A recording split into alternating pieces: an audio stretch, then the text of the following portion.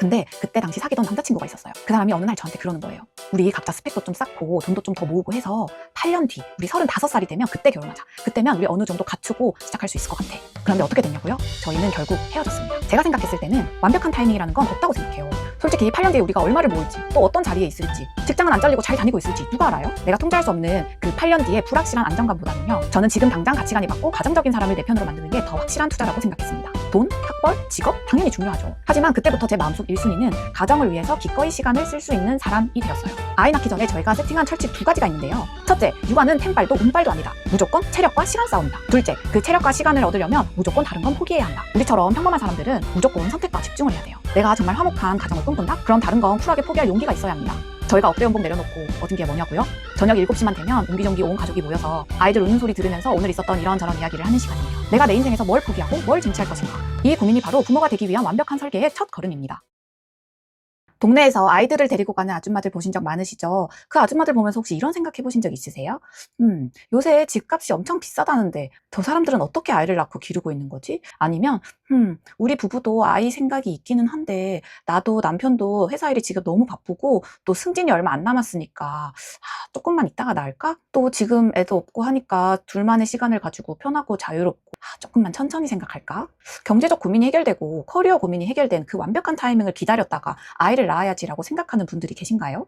여러분, 제가 회계사 시험 공부할 때 이야기를 잠깐만 해볼게요. 저는 20대 때 회계사 시험 공부를 했었고 그때는 진짜 분 단위로 쪼개가면서 하루하루를 열심히 살았어요. 학점은 이미 망했지, 이 학점으로는 어디도 취업을 못할 것 같아서 진짜 마지막이라는 생각으로 도전을 했었어요. 제가 지난 영상에서 육아 금수저 환경은 독하게 설계해야 한다라고 말씀드렸잖아요. 네, 저도 고등학교 때 아빠의 사업이 크게 무너지면서 수능 치고 나서 바로 가외도 구하고 알바를 하면서 한 달 벌어서 한 달 살고 눈앞에 닥친 문제만 겨우겨우 쳐내면서 살았어요. 회계사 시험 공부할 때도 첫 1년간은 알바와 가외를 병행하면서 인강도 결제하고 교재도 사고 그렇게 공부를 했었거든요. 그렇게 20대 청춘을 갈아놓고 제가 쟁취한 게 바로 회계사 자격증이었습니다. 그렇게 자격증을 따고 나서 국내 1위 회계법인에 취업을 하기도 했고요. 근데 그때 당시 사귀던 남자친구가 있었어요.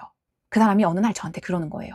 우리 각자 스펙도 좀 쌓고 돈도 좀 더 모으고 해서 8년 뒤 우리 35살이 되면 그때 결혼하자. 그때면 우리 어느 정도 갖추고 시작할 수 있을 것 같아. 그런데 어떻게 됐냐고요? 저희는 결국 헤어졌습니다. 오해하시면 안 되는 게 그 사람이 그렇게 말한 것 자체가 잘못됐다고 말씀드리는 게 아니고 그 사람의 가치관과 저의 가치관이 달랐다는 거를 깨달은 순간이었기 때문에 그 이후에 저희는 자연스럽게 정리가 되었습니다. 그래서 오늘은요, 제가 동네에서 자주 보이는 평범한 애 둘 키우는 엄마가 되기 위해서 어떤 선택을 하고 무엇을 포기했는지 그런 것들을 이야기해 볼게요. 아니, 그래서 어떤 가치관이 달라서 헤어졌냐고요? 제가 생각했을 때는 완벽한 타이밍이라는 건 없다고 생각해요. 솔직히 8년 뒤에 우리가 얼마를 모을지, 또 어떤 자리에 있을지, 직장은 안 잘리고 잘 다니고 있을지 누가 알아요? 내가 통제할 수 없는 그 8년 뒤에 불확실한 안정감보다는요, 저는 지금 당장 가치관이 맞고 가정적인 사람을 내 편으로 만드는 게 더 확실한 투자라고 생각했습니다. 그렇게 헤어지고 나니까 제 배우자 선택의 1순위가 완전히 바뀌었어요. 돈, 학벌, 직업 당연히 중요하죠. 하지만 그때부터 제 마음속 1순위는 가정을 위해서 기꺼이 시간을 쓸 수 있는 사람이 되었어요. 그래서 만난 게 지금의 남편 온달입니다. 이 사람은 저와 가정을 꾸리는 것에 대한 가치관이 완벽하게 일치했었어요. 물론 다른 가치관은 많이 다른 것도 많습니다. 하지만 우리는 거창하게 8년 뒤에 뭘 갖추고 나서 뭐가 되고 나서 이렇게 하자라고 얘기를 하는 게 아니라 지금 당장 우리가 원하는 가정을 위해서 할 수 있는 것을 하자라고 얘기하며 통제할 수 있는 것들부터 세팅하기 시작했습니다. 저희 사이에 결혼 얘기가 오가고 결혼 준비, 신혼집 준비 등등 아이 낳기 전에 저희가 세팅한 철칙 2가지가 있는데요. 첫째, 육아는 템빨도 운빨도 아니다. 무조건 체력과 시간 싸움이다. 둘째, 그 체력과 시간을 얻으려면 무조건 다른 건 포기해야 한다. 저희는 친정 엄마에게 아이를 부탁드리기로 설계를 했었잖아요. 근데 아시죠? 그냥 무턱대고 엄마 우리 애 좀 봐줘 라고 덜컥 막히는 순간 엄마와의 사이가 틀어진다는 걸요. 엄마는 관절 다 나가고 또 엄마가 자녀 집에 와서 손주 봐주시면서 알게 모르게 집안 살림도 좀 도와주시고 장도 봐주시고 그렇게 노후 자금을 야금야금 쓰시게 되면 결국 나중에는 서로 섭섭한 게 쌓여서 싸우게 되더라고요. 그래서 저희는요, 저희 친정 엄마가 아이를 봐주시면서 겪게 될 현실적인 장애물들을 하나하나씩 제거해 갔어요. 가장 큰 문제가 거리의 문제, 그리고 경제의 문제였습니다. 첫 번째로 거리의 문제. 저희는 직주 근접 아파트, 교통이 편한 아파트 다 포기하고 친정엄마가 계신 아파트 옆 동네로 이사 갔어요. 그래서 엄마가 걸어서 딱 5분 만에 오실 수 있는 그 아파트로 이사를 했습니다. 그리고 제가 버는 월급의 상당 부분을 친정엄마에게 진심 어린 감사와 보상으로 딱딱 챙겨드렸어요. 명품백, 해외 호캉스, 그리고 새 차. 남들 다 아는 인스타용 플렉스 저희는 진작 다 포기했습니다. 솔직히 속상하지 않냐고요? 속상하지 않다고 하면 거짓말이죠. 저도 20대 때 열심히 공부해서 자격증을 따고 연봉도 많이 받았는데 당연히 예쁜 집에 살고 예쁜 백도 들고 싶죠. 근데 주변에 육아하시는 분들한테 물어보세요. 독방 육아하다가 몸 부서질 것 같아요. 친정엄마랑 육아 문제 때문에 싸우다가 의절했습니다. 이런 글 볼 때마다 저의 확고한 선택이 우울증과 부부싸움 그리고 가족 간의 가족 다툼을 피할 수 있게 해줬다고 생각합니다. 두 번째로는 남편 온달의 시간을 세팅했어요. 아이가 태어났을 때 저희 남편은 제 육아휴직이 끝나는 시기에 맞춰서 육아휴직을 썼습니다.